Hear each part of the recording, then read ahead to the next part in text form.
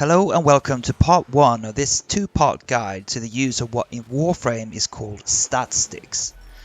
Anyone who has played Warframe for some time probably knows that only a tiny portion of Warframe's general game mechanics is explained within the game itself. We often have to go to the wiki or to the forums or to YouTube or what have you to find out even the most basic things. When it comes to those Warframe abilities that benefit from the use of Statsticks, it is almost as if the UI is actively working against us. The few descriptions we do find are underwhelming, to say the least, and not only are crucial stats completely missing in the UI, but in order to find out what those stats actually are, we have to do the calculations ourselves. This can be rather confusing to new players. I know that it certainly was so to me. But I have also met a lot of more experienced players who seem to struggle here. So in part 1 of this guide, I will ask the following 3 questions. What is a statstick? Why do we use statsticks in Warframe? And in what ways can we mod our statsticks? The aim in part 1 is to provide brief and basic but informative answers to these questions that are meant to be friendly to those players who are somewhat new to Warframe. But I do hope that there is something here for the more experienced as well. Many complexities will be left out in part 1, but I discuss what I consider to be the most important of those in part 2. Before we begin, I would like to make it very clear that this is not a video where I tell you how you are to make your builds. The first question when we make a build should always be, what content is this build for? It would simply take us too far afield to here discuss various builds for the many types of content we find in Warframe. Alright, so with that in mind, let us get right into it. When we talk of Warframe abilities, we mean those things that we use by pressing 1 to 4 and which we find descriptions of in the arsenal under abilities. Some Warframes have abilities that are affected both by certain mods that we can put on our Warframe builds and certain mods that we can put on our weapons. The most familiar of these abilities are those which use so-called exalted weapons. So I shall begin with an example of an ability that has an exalted weapon, since this will give us a lot of information that we can refer back to later. Titania's fourth ability is called Razor Wing. When we cast Titania's 4, she becomes an airborne pixie, and when she is a pixie, she can use her 2 exalted weapons, Dex Pixia, which are her dual pistols, and Diwata, which is her heavy sword. Here we have a completely unmodded Titania. If we look at the Diwata, we see the usual stats screen to the left, and we see familiar stats such as critical chance and status chance, as well as the Diwata's physical damage types. The base stats are 20 slash, 30 impact, and 150 puncture damage. Let us add a maxed prime pressure point. We now get 53 slash, 79.5 impact, and 397 puncture damage. We get those exact numbers because prime pressure point is a multiplicative mod, meaning that the base stats are multiplied by the stats on prime pressure point according to the formulas we see here. So far, this is the same as modding for any other weapon when we use a multiplicative mod. Let us briefly also look at the base stats for the Dex Pixia. Here we see 128 slash, 16 impact, and 16 puncture damage. Let us keep those numbers in mind. What is interesting about most exalted weapons when it comes to the damage aspect is that they are also affected by certain mods that we can put on our Warframe builds. So let us add a max intensify on our Titania build. As is expected, we see that we now have 130% strength, but let us now also look at the stats for Diwata and Dex Pixia. On the Diwata, we now see that the slash has gone from 53 to 68.9, the impact from 79.5 to 103.4, and the puncture from 397.5 to 516.8. And the stats on Dex Pixia has gone from 128 slash to 166.4, the impact and puncture from 16 to 20.8. So adding the intensify meant that we added to the Diwata's and Dex Pixia's physical damage types. And the full damage calculation formula, which also takes into account elemental damage types, is this. So we have the base damage, which is multiplied by damage mods, elemental mods, and strength mods. Let us look at one more example where we have 3 different multipliers. Let's add Shocking Touch to what we already have on the build so far. Again, we see the change in the stats screen, but if we were to work out the calculation, it would be something like this. Now the number 1309 is the total damage number, but the stats screen shows us the distribution of the different damage types, which we obviously want to know. Now, I have spent time on this example with Titania for several reasons. The first is to show how strength on the Titania build adds directly to the damage on the Dex Pixia and the Diwata. The second is to show how the Dex Pixia and Diwata and all other Exalted weapons have a stat screen to the left, just as standard weapons do, and when we add mods we can see those stats change. Fairly obvious, I know. The third is that there is an underlying damage calculation formula, and this means that we could work out the numbers ourselves if we wanted to, as long as we have the base stats available to us. It's just that the UI does it for us. Alright, so far so good, I hope. Now, there are a few other Warframe abilities that work in much the same way as Exalted weapons do, or the abilities that use Exalted weapons rather, when it comes to how we mod for them in terms of damage. But those abilities don't have Exalted weapons, and instead they scale off the mods we put on our regular melee weapons. So for these abilities we can mod for their damage by using strength mods on our Warframe builds and certain types of mods on our melee weapon. And here the term Statstick enters the picture. These abilities are Khora's Whipclaw, Gara's Shattered Lash, Wukong's Iron Jab, and Atlas's Landslide. Although these abilities are very different in their mechanics, what they have in common is the idea of how we can mod for them. But if it was easy to tell what it means to mod for an Exalted weapon like Titania's Diwata, since we have the help of the UI when we do so, it is less easy to see this when it comes to modding a regular melee weapon for those abilities, since the UI is actively working against us in that case. And as we shall see more clearly in part 2, there are many other important differences between those abilities that use Exalted weapons and those abilities that use Statsticks as well.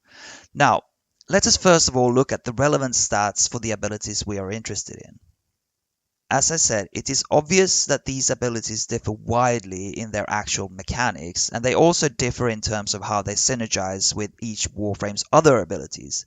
For our purposes here, however, what is important to note is that their stats are different. Khora's Whipclaw, for instance, has very respectable critical and status chances, which means that they can be worth modding for, whereas Gara's Shattered Lash has no crit or status chance, which means that it would be pointless to mod for those stats in her case.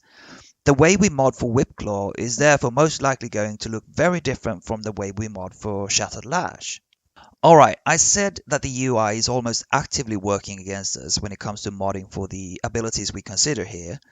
So let us look at an example of this so we can see how it differs from modding an Exalted weapon. Here is a completely unmodded Khora, and let us use a completely unmodded Bow Prime as our melee weapon. We add a maxed intensify so that we get 130% strength, and then look at the ability window for Whipclaw. Here we do see that the damage is reflected in the UI as we get 390 damage with the intensify on. Let us add a maxed prime pressure point on the Bow Prime. As expected, we see that the numbers change in the stat screen for the Bow Prime, but if we go back to the ability window for Whipclaw, we can see that there is no change here. Now, when it comes to the Diwata, we saw that it had its own stat screen, and whenever we added a mod, we saw that the numbers changed. When we add mods on the Bow Prime, we see that the stats change there as well, since we are in fact modding for the Bow Prime, of course. But we are also modding for Whipclaw when we add mods to the Bow Prime. But we do not see those changes anywhere in the UI. So, unlike with Exalted weapons and the examples we use with the Diwata, the mods we put on our melee weapon are not reflected in the UI. What we should have seen somewhere is the number 1033.5, which we would get based on the following calculation. That would be Whipclaw's base damage of 300 with prime pressure point and intensify on. But that number, as I said, is nowhere to be found. So if we want to know what the results of our modding for Khora's Whipclaw would be, we have to do the calculations ourselves. And the same holds for Shattered Lash, Iron Jab, and Landslide. So consider a made-up stat screen for Khora's Whipclaw. It would look something like this.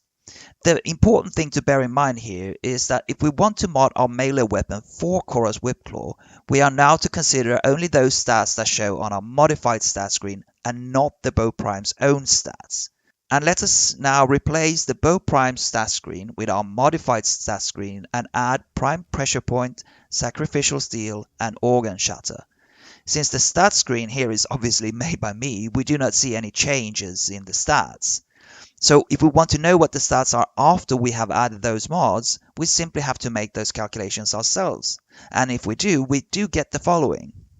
The strange thing here is that there is simply no place in the UI where we can see, for instance, that Whipclaw's critical chance is now 47%. Luckily though, when it comes to the stats of crit chance, crit damage and status chance, and the mods we use to enhance those stats, things do not get more complicated in terms of the calculations we have to make. There is just one base stat and one multiplier that we need to account for. When it comes to the base damage, however, we are back with the damage calculation formula that we saw before for the Diwata, namely this. Again, this is the base damage times damage mods times the elemental mods times strength mods. And when we have more than one multiplier, as here represented by the brackets, the maths does become a bit more complicated. Or perhaps better, the maths does not get more complicated, but the choice of mods does. I will talk a bit more about this in part 2 of the guide. For here and for now, let us just add Fever Strike on the build. As before, we still only have Intensify and Prime Pressure Point that affects the base damage. We would then have the following calculation.